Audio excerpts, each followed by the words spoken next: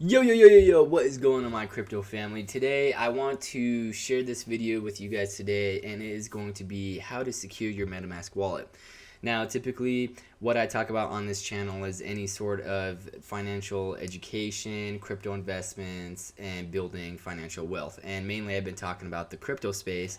And one of the things that I think is very important is how can you secure your MetaMask wallet so that you do not have the risk of potentially getting your wallet hacked by a bunch of nefarious actors, because this happens all the time. And majority of the reasons are, people tend to forget and they're tired and they're just looking up NFT projects or other crypto projects and they just forget. So I'm going to be breaking down basically the best practices on how you can secure your wallet.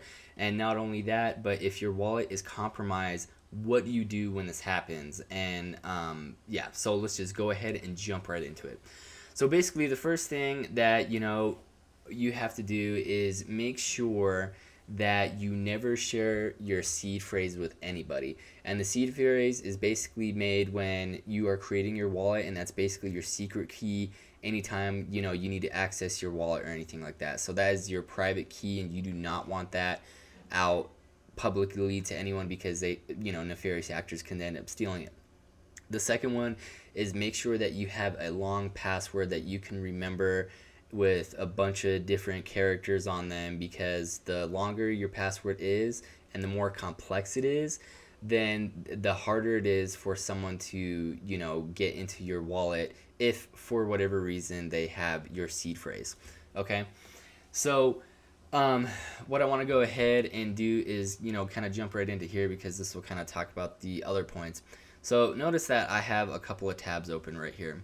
Anytime that you have your wallet open on any sort of browser, you are basically risking your wallet to have scripts run in the background to gather all the information on your wallet for the contracts that it's accepting, the your wallet address and stuff like that. So if you're connected to YouTube, for instance, a nefarious actor can have scripts running in the background and get all your information and stuff like that. So they won't have your seed phrase once they hack your wallet.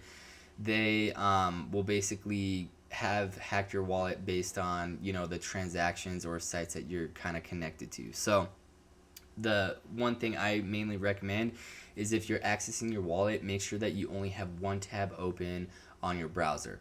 In conjunction with that, you want to make sure that you only are using one browser for your wallet, and that is solely it. Because if you are browsing the web on the same browser that you have your MetaMask extension on, then that is no bueno. Basically, you're running the risk of getting your stuff hacked, because people do forget these things here and there, but it's like best practices that I want you guys to take with you over time, so that you guys don't lose your wallet.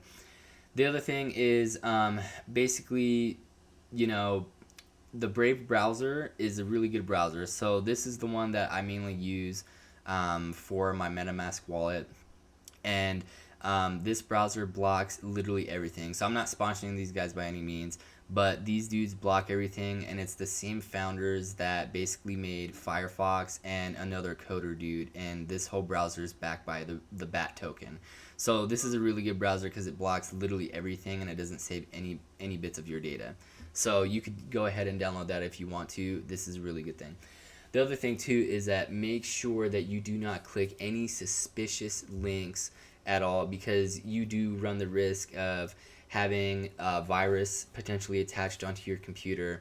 And if that were to happen, the hacker can basically go ahead and keylog whatever you're typing into your MetaMask wallet, like your password, and they could basically have that key logged, and they know what your password is to get into your wallet and do a bunch of other stuff like that. Okay, now the other thing with that is, don't connect to any suspicious sites. Like, you have to make sure that every time that you are connecting your wallet to a site, you make sure that you read exactly what it is on the exchange that you're connecting to.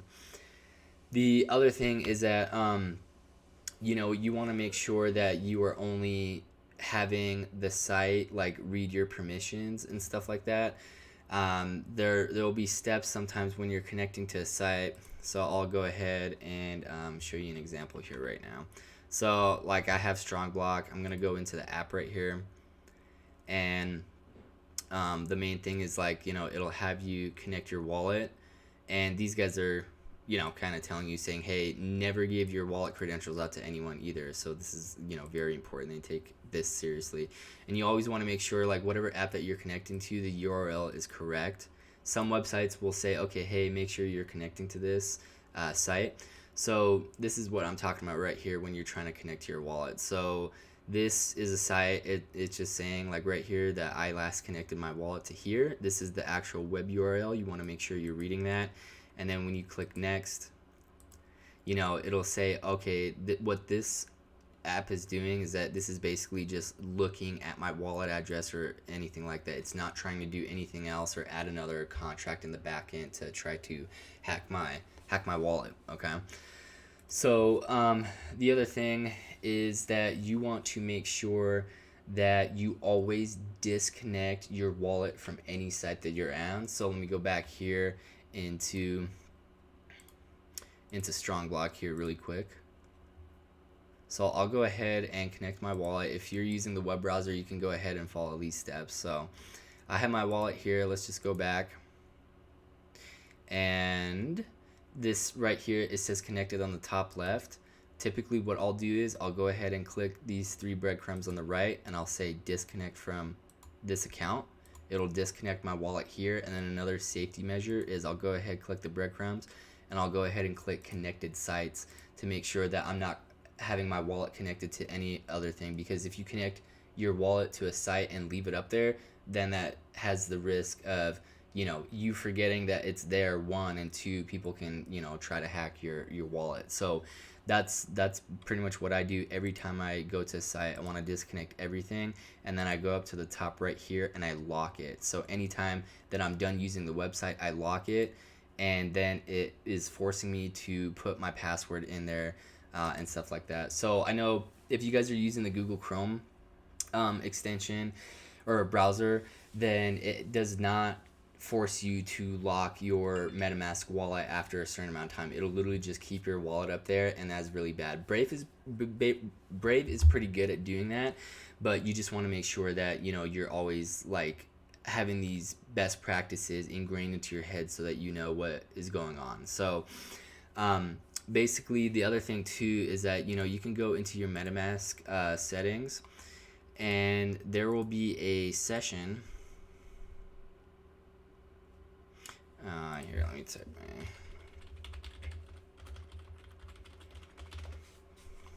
So there will be a setting in here that will basically state, oh hey, so let's go to let's go to settings, go to security and privacy, and you always want to make sure that phishing detection is always turned on. Participate in MetaMask metrics, I don't really do any of that. Show incoming transactions, you always want to do that. And then there's also another setting under general here where is it, not under general? Where is it?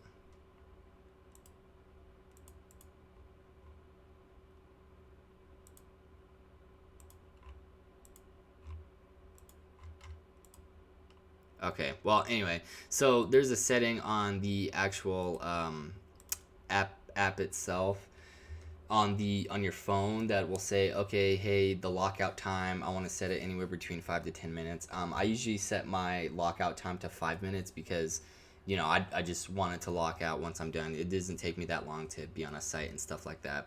So now what if your wallet got compromised? What do you do then? Well, I want to take you guys over to this Twitter post right here, and don't worry, I'll put the link down in the description below if you guys want to see it. But basically this guy is saying the malicious attacker, you guys are on a race to try to get your wallet off the crappy the crappy exposed contract that it's on. So he's saying that the malicious attacker does not have your seed phrase, so that is very good right there. And he said, let's get that out of the way. Your seed phrase has not been compromised. What has been compromised is the malicious contract in your wallet. So basically, he'll just go down this thread and talk about what you need to do to, remove the contract off your wallet and stuff like that. So there's about like 9 or 10 steps that you need to do, but this is very good. And he basically refers to revoke.cash. So he hashtags, NFT and stuff like that, but this is basically applicable to any sort of contract that you may be on, but mainly for NFTs if you guys are interested in that.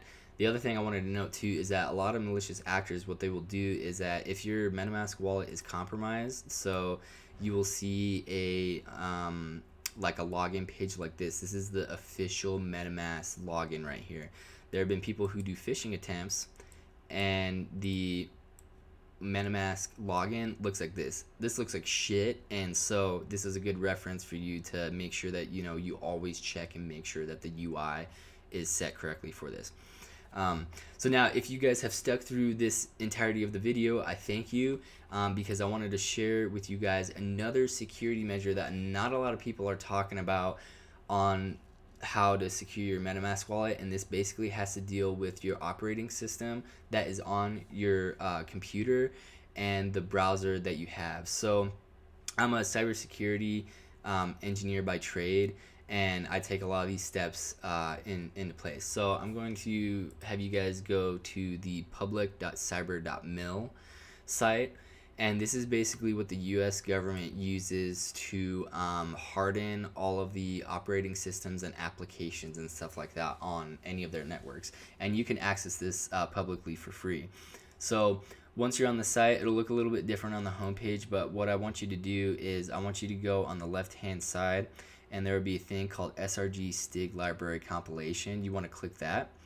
And then you want to go here where it says compliant STIG library, and basically don't worry about what SRG or STIG is. All it is a security hardening guide for any sort of application or operating system you're using. So once you go ahead and click that, it'll download onto your thing, or onto your desktop, I'm sorry, and then you'll have a variety of different hardening guides that you can choose from. So I just wanted to point your guys' attention to Google Chrome right here. You can go ahead and use a security hardening guide for Google Chrome, and then there's also one for Windows, like there's Windows 2012, MS Server, so or Windows 2010. So this would be the version that you would want to use if you're using Windows 10. And that's probably what other people use. If you guys are using other sorts of operating systems, you can go ahead and use this same type of piece. But what do you do once you have these? Because these are just basically like checklist files that you have to do. Well, you have to go ahead and download a tool to be able to view the checklist. And the tool would be SRG STIG tool and view and guidings right here on the left hand side. You want to go ahead and click that, and then it'll basically take us to a page that will display all this. So you want to go ahead and get the latest version of the STIG viewer to go ahead and look at all this stuff. And they usually update all this information quarterly for the checklist guidance and their tools. So what I do is I go ahead and I download either this one or this one. It really doesn't matter. For most people, I think you want to go ahead and download this file.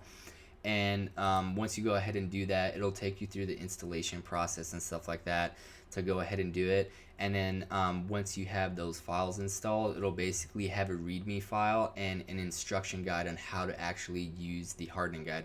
I'm not going to go too deep dive into this video, but basically if you're not like a technical person at all, like don't worry, majority of people aren't, and that's okay. It will go ahead and show you the step-by-step process on like what you need to do to go ahead and secure your machine. So that is it, guys. I just wanted to make this down and dirty video for you on how you guys can secure your MetaMask wallet, because this is very crucial if you're wanting to get into the crypto space or have been in the crypto space, because at any point in time, any of our wallets could get hacked.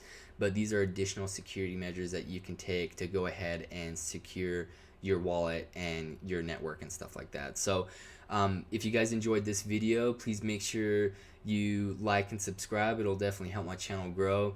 And if you want more content like this, go ahead and comment down below. And also, just out of curiosity, comment down below on what your favorite cryptocurrency coin is, or what your favorite crypto project is for like nodes or anything like that. Currently, I'm in Thor and Strongblock, and those have been generating passive income for me. So I've been kind of talking about those passive income strategies in the crypto space recently, because hey, we're trying to get this money. So if you guys enjoyed this video, I will see you on the next one. Peace.